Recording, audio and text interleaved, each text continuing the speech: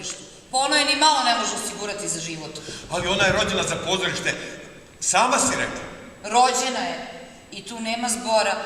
Znaš, moj pokojni muž, njen otac bio je svirač. Svirao je flautu. I on tako nedeljom krene u pozorište i ona krene za njim, nasloni se na one kulise i ne diše. Pa eto vidiš, sama si rekla, pa njoj je mesto samo na pozornici. Ja zbilja, divno vam je mesto. Ali kod nje je to strast. Sama si rekla. Ma Strast. neka je strast, ali ničeg nema lepog u tome. Nema čovek zašto da se uhvati. Ma to je samo za vas beskućnike i propalice. O, neprosvećenost, hanđar u grudi do samog balčaka. More, idi ti s tim tvojim hanđarima, ali znaš? I ja gledam da udam svoju čer. A kod vas u pozorištu slabo se zna za red.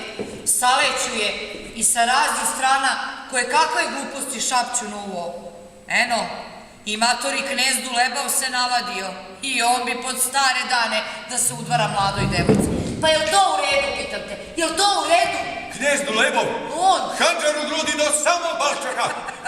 Mnogo si i ti poseko do sada. Mnogo. I svi su ti živi. Naravno. Svi su živi, daj im Bože dugi vek.